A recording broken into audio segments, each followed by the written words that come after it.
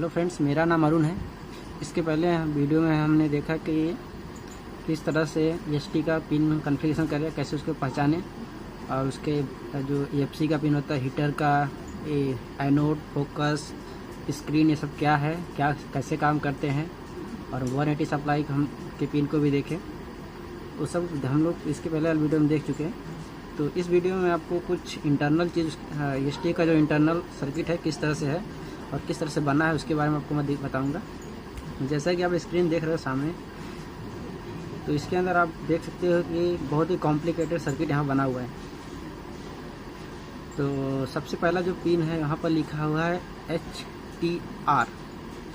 HTR मतलब वो pin है जहाँ पर हमको स्विच कराना है, जहाँ पर हमको स्विचिंग कराना है, स्विचिंग का काम करना है। जिस पिन से सप्लाई हमारी निकल रही थी, जो B+ इंटर होता है, उसके बाद जहाँ से निकलती है जो, ठीक है। उसके बाद का जो पिन है वो वीडियो एम्पलीफायर। अब इस सर्किट में जो वीडियो का सिग्नल, वीडियो एम्पलीफायर सिग्नल जो है, मतलब कि वो 180 का सप्लाई, 180 या 200 वोल्ट का सप्लाई जो कि वीडियो एम्पलीफायर सर्किट पे जाती है, तो इसीलिए लिखा है वीडियो।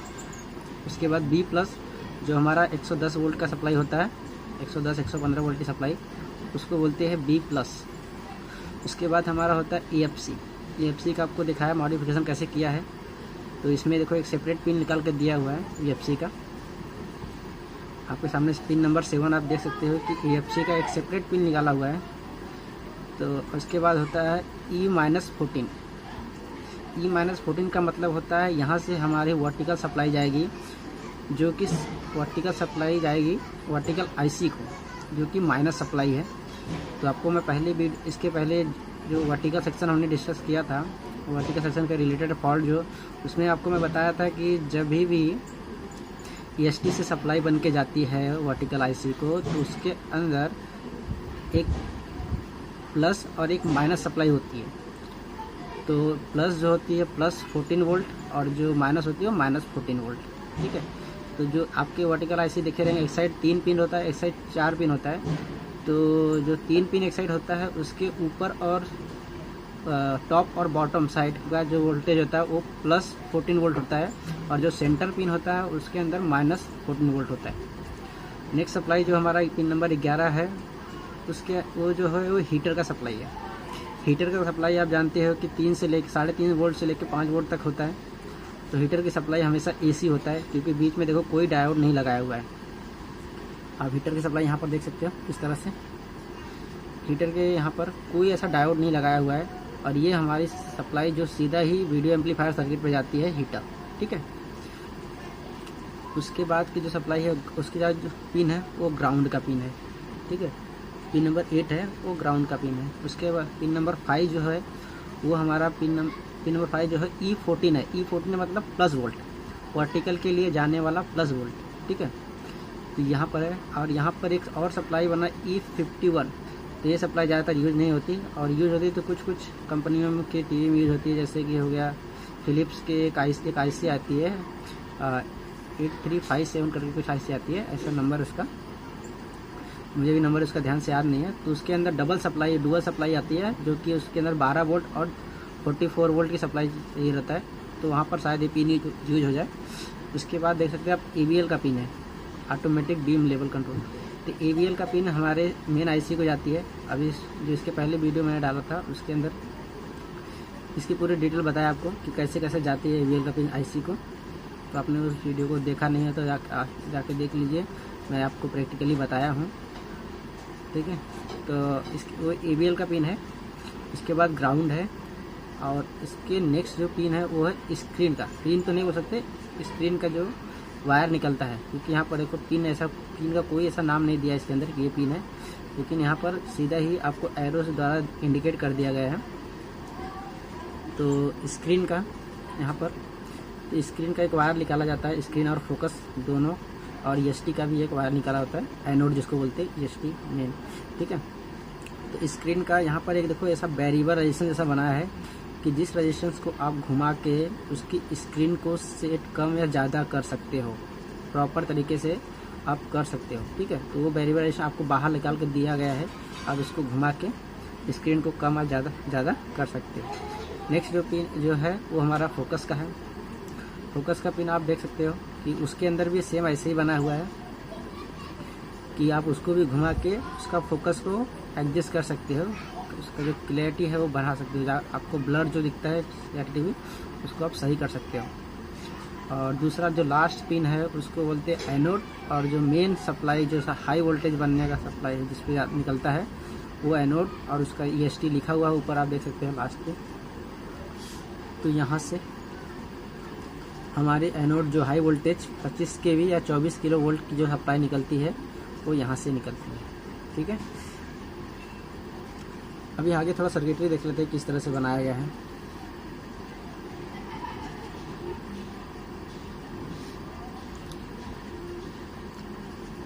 अभी आप देख सकते हो यहाँ पर कि जो वोल्टेज यहाँ से निकल के आ रहा है HTF लिखा है, यहाँ से जो निकल के आ रहा है वो सीधा ही आ रहा है यहाँ पर एक ट्रांजिस्टर पे। यहाँ पर एक ट्रांजिस्टर बना हुआ है, ये ट्रांजिस्टर को स्विचिंग कराया जाता है। ये सिंगल पैक होता है, सिंगल पैकेज का ट्रांजिस्टर, लेकिन यहाँ पर आपको डबल दिखाया है। वो सिंगल पैकेज आप देख सकते हो जो कि 1803 करके आता है, तो वहाँ पर आता है उसके कलेक्टर पे। तो जैसा कि आप कलेक्टर यहाँ पर दिख रहा है, तो कलेक्टर लिखा है C कलेक्टर, बेस और इमीटर, दोनों का इमीटर ग्राउंड किया हुआ है, ये बेस है और एक कलेक्टर है। दोनों को बेस को यहाँ पर एक ही पल्स दिया गया है जो कि यहाँ से हमारे ड्राइवर ट्रांसफार्मर से निकल के आ रही है। ठीक है, अभी ये एक फ्रीक्वेंसी पे स्विचिंग करता है जिसकी वजह से यहाँ पर एक AC साइकिल बनता है इसके क्रॉस, और उसकी वजह से इन वाइंडिंगों में वोल्टेज इंड्यूस होता है,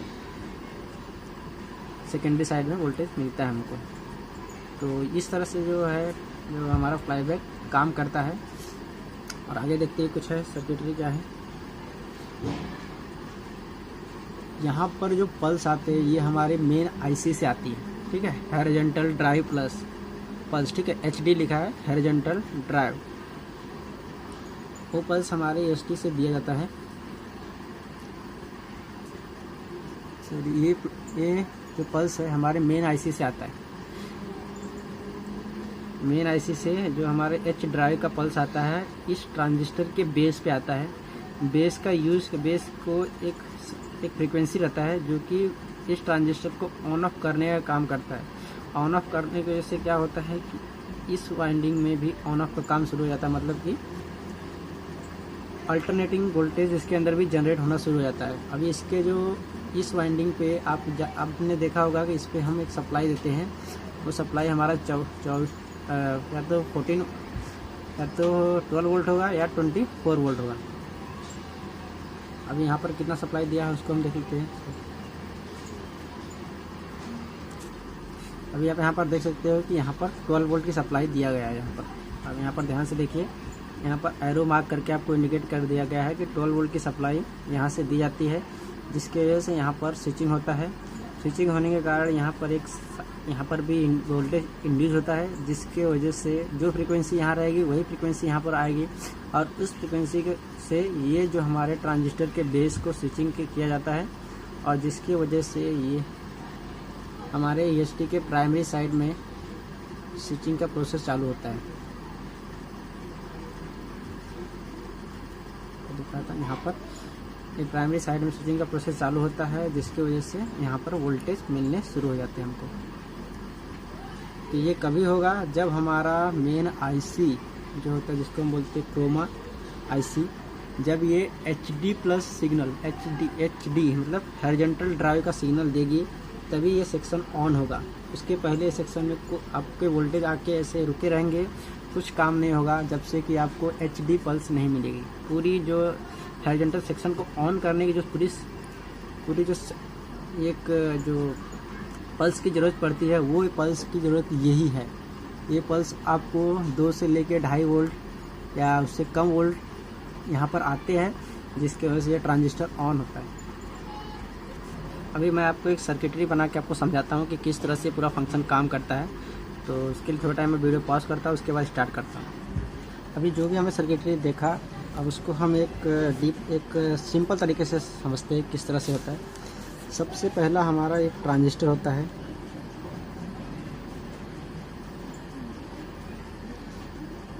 बेस, कलेक्टर, इमीटर। जिसको हम हॉरिजॉन्टल ड्राइव पल्स देते हैं। ठीक है, उसके बाद इसके ज़रिए से हम एक इंडक्टर लगाते हैं। ठीक है, एक इंडक्टर कॉइल होता है जिसको हम बोलते हैं ड्राइवर ट्रांसफार्मर, जिसका शॉर्ट में हम लिखते हैं DT। इसके ऊपर हम 12 वोल्ट या और 24 वोल्ट की सप्लाई देते हैं और इसको ज्वाइन करते हैं इससे कलेक्टर से। उसके बाद ए पिन को हमारा ग्राउंड करते हैं, ए पिन को ग्राउंड करते हैं। उसके बाद ये सप्लाई हम वापस से एक ट्रांजिस्टर को देते हैं जो कि NPN होता है।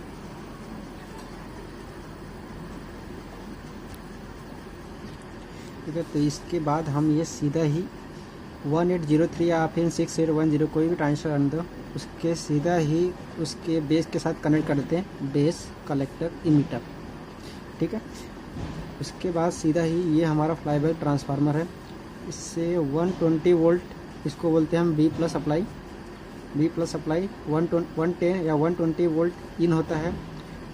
उसके बाद हम यहाँ पर इसको स्विचिंग करते हैं। स्विच करने की वजह से यहाँ पर हमको अलग अलग वोल्टेज, जैसे AFC की पिन निकलती है, 180 सप्लाई निकलता है, -14 वोल्ट, +14 वोल्ट, ABL और हीटर, इस तरह से वोल्टेज निकाले जाते हैं। तो ये पूरा ओवरव्यू हो गया है हमारा जो फ्लाईबैक ट्रांसफार्मर किस तरह से काम करता है उसका। ठीक है, इस तरह से हमारा सर्किटरी में कोई भी कंपनी सर्किटरी रहने दो, इसके पिन कॉन्फ़िगरेशन चेंज हो गए, बाकी सब सेम रहेंगे। ठीक है, अगर आपको ये वीडियो पसंद आया आप इसे लाइक करो, सब्सक्राइब करो और मैक्सिमम आप शेयर करो। Thank you for watching my video.